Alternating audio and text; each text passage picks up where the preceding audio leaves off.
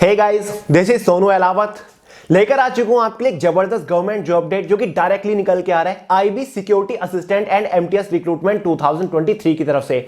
जी हां दोस्तों, IB intelligence bureau के अंदर सिक्योरिटी असिस्टेंट एग्जीक्यूटिव और एमटीएस मतलब मल्टीटास्किंग स्टाफ की पोस्ट के ऊपर वैकेंसीज आ चुकी है। वैसे दोस्तों ये वैकेंसी नवंबर 2022 के अंदर भी निकली थी, लेकिन किसी कारण की वजह से इस वैकेंसी को पोस्टपोन कर दिया गया था, लेकिन अब फाइनली ये वैकेंसी नए सिरे से निकल चुकी है। तो दोस्तों ऑल इंडिया की वैकेंसी है, ग्रुप सी की हमारी दोनों ही पोस्ट है, मेल और फीमेल दोनों ही कैटेगरी कैंडिडेट के लिए एकदम बेस्ट वैकेंसी रहने वाली है। तो आगे इस वीडियो में इस वैकेंसी की रिगार्डिंग कंप्लीट डिटेल से बात करने वाले हैं। इस वैकेंसी का complete detail selection procedure post wise step by step आपको समझाऊंगा।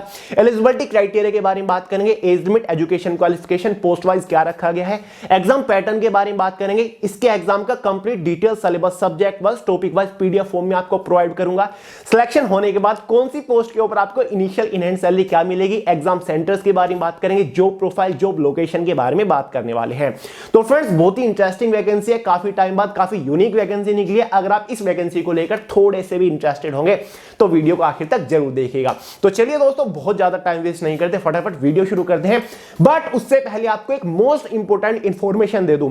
फ्रेंड्स 26 जनवरी यानी कि इसी गणतंत्र दिवस को शाम 5 बजे इसी चैनल के ऊपर लास्ट 12 मंथ्स की मोस्ट इंपोर्टेंट करंट अफेयर का एक सुपर फास्ट मैराथन हम कंडक्ट करने जा रहे हैं, जिसमें हम पूरे साल के सभी इंपोर्टेंट करंट अफेयर्स को एकदम डिटेल के साथ डिस्कस करने वाले हैं। आने वाले किसी भी कॉम्पिटिटिव एग्जाम में एक भी करंट अफेयर इस मैराथन से बाहर नहीं बनेगा। तो भाई डेट और टाइम नोट कर लीजिए, 26 जनवरी शाम 5 बजे थर्सडे के दिन चैनल के ऊपर जबरदस्त करंट अफेयर का सुपरफास्ट मैराथन आ रहा है। तो मिलते हैं 26 जनवरी को। तो चलिए दोस्तों फाइनली बढ़ते अपनी वैकेंसी की तरफ। जैसे कि मैंने आपको स्टार्टिंग में बताया, ये वैकेंसी आईबी इंटेलिजेंस ब्यूरो के अंदर निकली है। आईबी के बारे में आप जानते होंगे, जो कि भारत के खुफिया विभाग है, जो कि मिनिस्ट्री ऑफ होम अफेयर के अंडर आता है। इसके अंदर दो डिफरेंट पोस्ट के ऊपर हमारी वैकेंसीज आ चुकी है, जिसमें से एक सिक्योरिटी असिस्टेंट एग्जीक्यूटिव की पोस्ट है, साथ ही एक एमटीएस की पोस्ट है। दोनों ही पोस्ट को कंबाइन करके टोटल नंबर ऑफ वैकेंसी इस बार 1775 रखी गई है, जिसमें से सिक्योरिटी असिस्टेंट एग्जीक्यूटिव की पोस्ट के ऊपर टोटल नंबर ऑफ वैकेंसी 1525 निकली है। एमटीएस मल्टीटास्किंग स्टाफ की पोस्ट के ऊपर टोटल नंबर ऑफ वैकेंसी 150 निकली हुई है। और फ्रेंड्स ये वैकेंसी हमारी category wise, region wise divided है। आपको पता होगा इंटेलिजेंस ब्यूरो जो है, इसके ऑल ओवर इंडिया के डिफरेंट स्टेट के बड़े बड़े शहरों के अंदर काफी सारी सब्सिडरीज है, या फिर हम कह सकते हैं कि डिफरेंट स्टेट्स के बड़े बड़े शहरों के अंदर आईबी के काफी सारे रीजनल ऑफिसेज हैं। तो ये वैकेंसी हमारी एक तरीके से रीजन वाइज भी डिवाइडेड है और कैटेगरी वाइज डिवाइडेड है, जैसे कि आप नोटिफिकेशन में देख ही रहे होंगे। तो फॉर्म अप्लाई करने से पहले ये जरूर देख लीजिएगा कि आप किस रीजन से फॉर्म अप्लाई करने वाले हो, उस रीजन से आपकी कैटेगरी से टोटल नंबर ऑफ वैकेंसीज कितनी रखी गई हैं। तो चलिए सबसे पहले बात करते हैं इसकी इंपॉर्टेंट डेट्स के बारे में। इसके लिए जो ऑनलाइन फॉर्म स्टार्ट होंगे ना, वो 21 जनवरी 2023 से होंगे। अभी इसका ये जो नोटिफिकेशन आया है ना, वो एम्प्लॉयमेंट न्यूज़पेपर के अंदर आया है। 1-2 दिन के अंदर आपको ये नोटिफिकेशन इसकी ऑफिशियल वेबसाइट के ऊपर देखने को मिल जाएगा। और फाइनली इसके लिए जो ऑनलाइन फॉर्म स्टार्ट होंगे वो 21 जनवरी से होने वाले हैं। साथ ही फॉर्म की जो लास्ट डेट रखी जाएगी वो 10 फरवरी 2023 रखी जाएगी। फॉर्म अप्लाई करने के लिए आपके पास केवल 20 से 21 दिन रहने वाले हैं, इसलिए इसका जो सिलेक्शन प्रोसीजर है ना, वो बहुत ही फास्ट चलेगा, इसलिए तैयारी आपको अभी से शुरू करनी पड़ेगी। बात करते हैं फॉर्म फीस के बारे में। जनरल, ओबीसी, ईडब्ल्यूएस कैटेगरी वालों के लिए 500 फॉर्म फीस चार्ज किए गए हैं। फाइनली बढ़ते हैं इसके एलिजिबिलिटी क्राइटेरिया की तरफ। सबसे पहले बात करेंगे पोस्ट वाइज एज लिमिट के बारे में, उसके बाद एजुकेशन क्वालिफिकेशन को डिस्कस करेंगे। देखिए दोस्तों, जो हमारी सिक्योरिटी असिस्टेंट एग्जीक्यूटिव की पोस्ट है ना, इस पोस्ट के लिए जनरल वालों के लिए मिनिमम एज लिमिट 18 ईयर रखी गई है, मैक्सिमम एज लिमिट 27 ईयर रखी गई है। साथ ही एमटीएस की पोस्ट के लिए जनरल वालों के लिए मिनिमम एज लिमिट 18 ईयर रखी गई है, मैक्सिमम एज लिमिट एमटीएस की पोस्ट के लिए 25 ईयर रखी गई है। जो आपकी एज कैलकुलेट होगी वो फॉर्म की लास्ट डेट मतलब 10 फरवरी 2023 तक होने वाली है। बाकी ओबीसी, एसटी, एससी वालों को अपनी एज के अंदर रिलैक्सेशन देखने को मिल जाएगा। ओबीसी वालों को 3 ईयर का मिलेगा, एसटी, एससी वालों को 5 ईयर का एज के अंदर रिलैक्सेशन देखने को मिल जाएगा। फाइनली बात करते हैं एजुकेशन क्वालिफिकेशन के बारे में, जो कि कोई खास ज्यादा कॉम्प्लिकेटेड नहीं है। फ्रेंड्स अगर आपने 10th पास किया हुआ है तो आप दोनों ही पोस्ट के लिए फॉर्म अप्लाई कर सकते हैं, मतलब सिक्योरिटी असिस्टेंट की पोस्ट के लिए भी आप एलिजिबल है और एमटीएस वाली पोस्ट के लिए एलिजिबल है। दोस्तों अगर आप दोनों पोस्ट के लिए एलिजिबल है तो आप दोनों ही पोस्ट के लिए फॉर्म भी अप्लाई कर सकते हैं। फाइनली बात करते हैं इसके सिलेक्शन प्रोसीजर के बारे में, यानी कि जब आप इस वैकेंसी के लिए फॉर्म अप्लाई कर दोगे तो फाइनल सिलेक्शन लेने तक आपको किस किस स्टेज से होकर गुजरना पड़ेगा। बेसिकली फ्रेंड्स दोनों ही पोस्ट का जो सिलेक्शन प्रोसीजर है ना, वो थोड़ा सा डिफरेंट है। एमटीएस की पोस्ट का जो सिलेक्शन प्रोसीजर है वो 2 स्टेजेस के अंदर खत्म हो जाता है, लेकिन लेकिन जो सिक्योरिटी असिस्टेंट एग्जीक्यूटिव पोस्ट का सिलेक्शन प्रोसीजर है उसमें आपका 3 स्टेज होने वाली है। तो बात करते हैं फर्स्ट स्टेज, मतलब टियर फर्स्ट में आपका क्या होने वाला है। टियर फर्स्ट में आपका एक एग्जामिनेशन होगा 100 क्वेश्चन का, 100 मार्क्स का, दोनों ही पोस्ट का एकदम सेम होने वाला है, सेम एग्जाम पैटर्न आपका रहने वाला है, कोई भी डिफरेंस नहीं है। सेकंड स्टेज मतलब टियर सेकंड में आपका एक डिस्क्रिप्टिव पेपर होने वाला है। क्लियर है? एमटीएस की पोस्ट के लिए भी होगा वो, और सिक्योरिटी असिस्टेंट वाली पोस्ट के लिए भी होगा। क्लियर है? थर्ड स्टेज केवल सिक्योरिटी असिस्टेंट की पोस्ट के लिए होगा, जिसमें आपका एक पर्सनैलिटी टेस्ट होने वाला है। ये एमटीएस की पोस्ट के लिए नहीं होगा, एमटीएस की पोस्ट में केवल 2 ही आपके टियर होने वाले हैं। ये आपका सिक्योरिटी असिस्टेंट की पोस्ट के लिए होगा। तो चलिए स्टेप बाय स्टेप एक एक स्टेज को समझते हैं। बात करते हैं टियर फर्स्ट के बारे में, जिसमें आपका एक एग्जामिनेशन होने वाला है। एग्जाम टोटल 5 सेक्शंस के अंदर डिवाइडेड है, मतलब 5 डिफरेंट सब्जेक्ट से एग्जाम में क्वेश्चन पूछे जाएंगे, जिसमें से फर्स्ट सेक्शन हमारा जनरल अवेयरनेस रहने वाला है, 20 क्वेश्चन आएंगे 20 मार्क्स के अंदर ही। सेकंड सेक्शन क्वांटिटेटिव एप्टीट्यूड का रहेगा, 20 क्वेश्चन 20 मार्क्स के अंदर ही। थर्ड सेक्शन हमारा न्यूमेरिकल, एनालिटिकल, लॉजिकल, एबिलिटी और रीजनिंग का रहेगा, जिससे टोटल 20 क्वेश्चन 20 मार्क्स के अंदर ही। फोर्थ सेक्शन हमारा इंग्लिश लैंग्वेज का रहेगा, 20 क्वेश्चन 20 मार्क्स के अंदर ही। फिफ्थ सेक्शन हमारा जनरल स्टडीज का रहेगा, 20 क्वेश्चन 20 मार्क्स के अंदर ही। इसी के बेसिस पर एग्जाम में टोटल 100 क्वेश्चंस आने वाले हैं, 100 मार्क्स का आपका एग्जाम रहने वाला है। क्वेश्चन पेपर की जो टाइम ड्यूरेशन रहेगी वो 1 आवर रहने वाली है। एग्जाम में 1/4 की नेगेटिव मार्किंग भी रहने वाली है।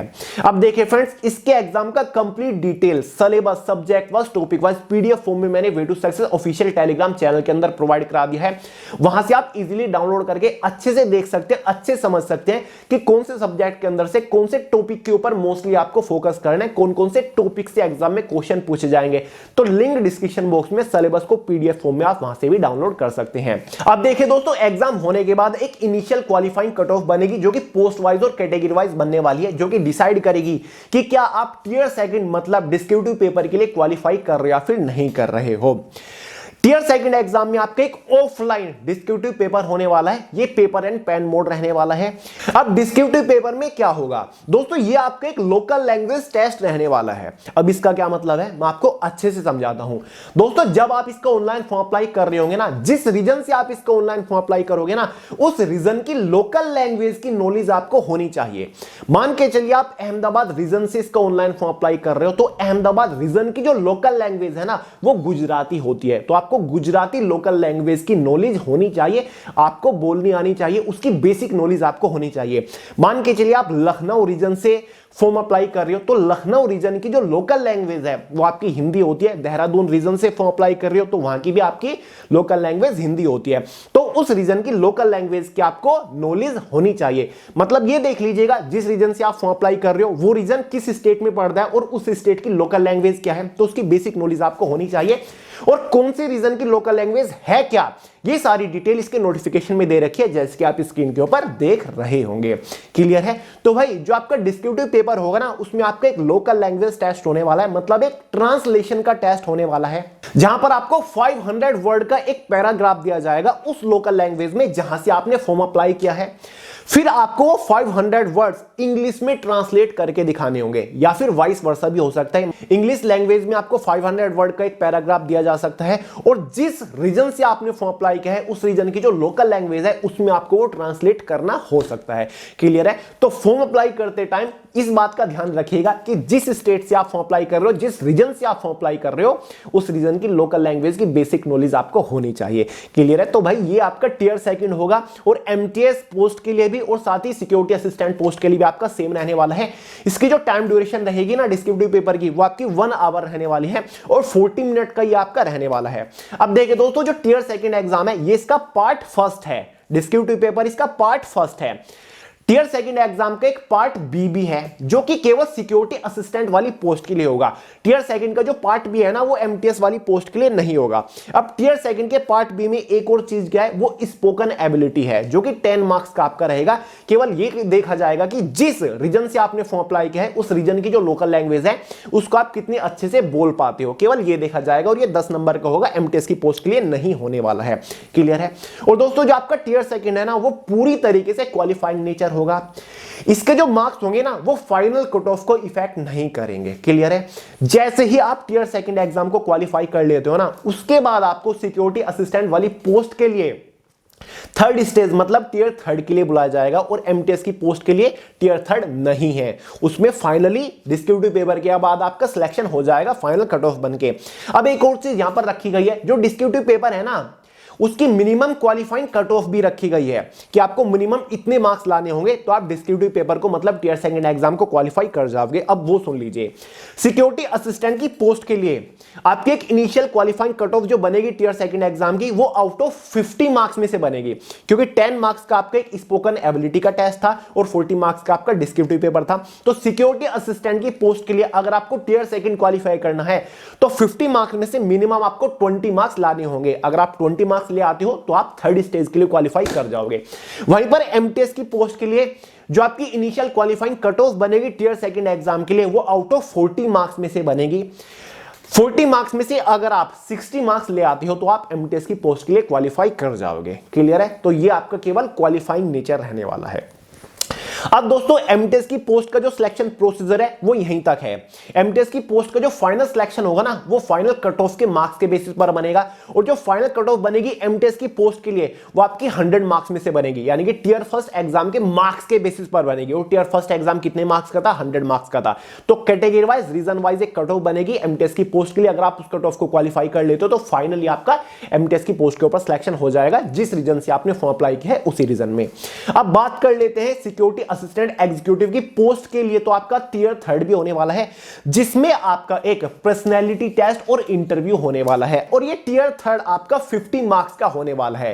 देखिए बहुत ही ज्यादा कॉम्प्लिकेटेड नहीं होगा, केवल पर्सनैलिटी टेस्ट है। ठीक है, एक तरीके से आपकी पर्सनैलिटी को, आपकी कम्युनिकेशन स्किल को, आपकी स्पोकन एबिलिटी को चेक करने के लिए इस टेस्ट को कंडक्ट कराया जाता है। साथ ही आपकी पर्सनैलिटी कैसी है, आपका आईक्यू लेवल कितना है, ये सारी चीजें देखी जाती है। बहुत कॉम्प्लिकेटेड नहीं होता, बहुत टफ नहीं होता, इजी से होता है, आप इजीली इसको क्वालिफाई कर लोगे, और ये केवल 50 मार्क्स का होता है। दोस्तों अगर आप इसके टियर थर्ड एग्जाम को भी क्वालिफाई कर लेते हो, उसके बाद बारी आती है फाइनल सिलेक्शन की। सिक्योरिटी असिस्टेंट की पोस्ट के बारे में हम बात कर रहे हैं। सिक्योरिटी असिस्टेंट की पोस्ट के ऊपर जो फाइनल सिलेक्शन होगा ना वो आपका टियर फर्स्ट एग्जाम के मार्क्स के बेसिस पर प्लस टियर थर्ड एग्जाम के मार्क्स के बेसिस पर। टियर थर्ड आपका पर्सनैलिटी टेस्ट था जो कि 50 मार्क्स का था, टियर फर्स्ट आपका 100 मार्क्स का था। दोनों मार्क्स को कंबाइन कर दिया जाएगा, टोटल कितना हो गया? 150। तो भाई सिक्योरिटी असिस्टेंट की पोस्ट के लिए जो फाइनल कट ऑफ बनेगी वो आउट ऑफ 150 मार्क्स में से बनेगी, और ये कट ऑफ आपकी कैटेगरी वाइज रीजन वाइज रहने वाली है। अगर आप इस कट ऑफ को क्वालिफाई कर लेते हो तो फाइनली आपका आईबी सिक्योरिटी असिस्टेंट एग्जीक्यूटिव की पोस्ट के लिए ऊपर सिलेक्शन हो जाएगा।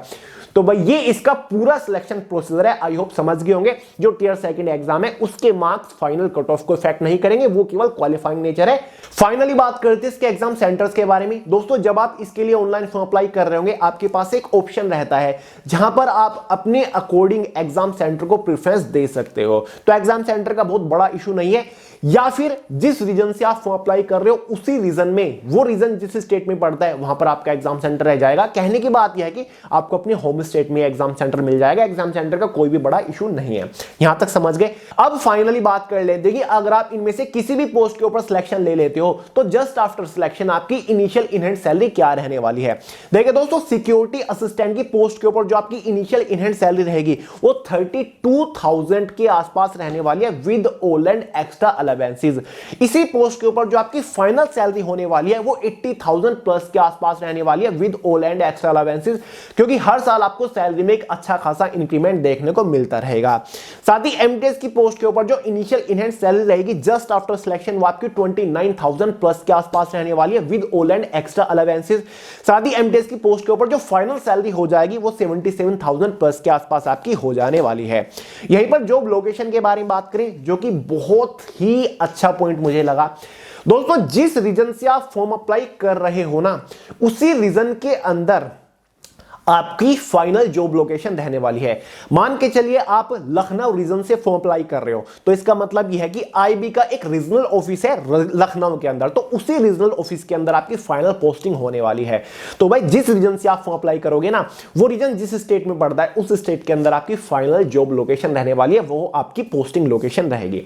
जॉब प्रोफाइल के बारे में आप जानते हो भाई, इंटेलिजेंस ब्यूरो भारत का खुफिया विभाग है और भारत के खुफिया विभाग का काम क्या होता है, और पोस्ट आपकी सिक्योरिटी असिस्टेंट है, यानी कि जो सिक्योरिटी ऑफिसर होते हैं उनको आप असिस्ट करने वाले हो इंटेलिजेंस ब्यूरो के अंदर। और एमटीएस की पोस्ट का आपको पता ही है मल्टीटास्किंग स्टाफ है, यानी कि आपको ऑफिस एक्शन के अंदर रहकर डिफरेंट टाइप ऑफ वर्क करने होते हैं, ठीक है। आपको जो आपसे ऊपर अथॉरिटी है उसको असिस्ट करना होता है, या फिर आपको कोई भी फाइल रिलेटेड काम या फिर फैक्स रिलेटेड काम जो भी होता है ना ऑफिस सेक्शन के अंदर, वो काम आपको करना पड़ता है, ठीक है। एमटीएस का आपको पता ही है, जो एसएससी एमटीएस का काम होता है इसी टाइप का आपका इसके अंदर एमटीएस की पोस्ट के ऊपर काम रहने वाला है। क्लियर है? बस यही है इसकी कंप्लीट डिटेल, और इसका कंप्लीट डिटेल और ऑफिशियल नोटिफिकेशन जब 1-2 दिन में इसकी ऑफिशियल वेबसाइट के ऊपर आ जाएगा, पीडीएफ फॉर्म में आपको वीडियो से ऑफिशियल टेलीग्राम चैनल के अंदर प्रोवाइड करा दूंगा। अभी तो एम्प्लॉयमेंट न्यूज़पेपर के अंदर इसका नोटिफिकेशन आया है, जो कि 20 जनवरी को पब्लिश होगा। क्लियर है? तो दोस्तों इतना ही नहीं, आने वाले टाइम में यानी कि 1-2 दिन के अंदर ही बेस्ट बुक के रिगार्डिंग वीडियो लेकर आऊंगा। आपको best book subject wise recommend कर रहा हूं, ताकि आप घर बैठे बिना कोचिंग के सेल्फ स्टडी करके इस एग्जाम को अच्छे मार्क्स के साथ क्रैक कर ले। साथ ही प्रिपरेशन स्ट्रेटजी के ऊपर वीडियो लेकर आऊंगा, एक टाइम टेबल के ऊपर वीडियो लेकर आऊंगा, टॉप स्कोरिंग टॉपिक के ऊपर वीडियो लेकर आऊंगा, क्योंकि भाई इंटेलिजेंस ब्यूरो है, कोई छोटा मोटा डिपार्टमेंट तो नहीं है, तो इस बार तो इसके अंदर आपको सिलेक्शन दिला के रहना है। तो चलिए दोस्तों, इस वीडियो में इतना ही रखते हैं। वीडियो पसंद आयो यार लाइक कर दीजिएगा, दोस्तों के साथ फैला दीजिएगा शेयर करके और बाकी तो चैनल को आप सब्सक्राइब कर ही लोगे। कोई भी डाउट हो कमेंट करके पूछ सकते हैं, वरना मैं आपको सोनू अहलावत के नाम से इंस्टाग्राम के ऊपर भी मिल जाऊंगा। तो चलिए दोस्तों, इस वीडियो में इतना ही रखते हैं, मिलते हैं अगली वीडियो में बहुत जल्द। तब तक के लिए जय हिंद।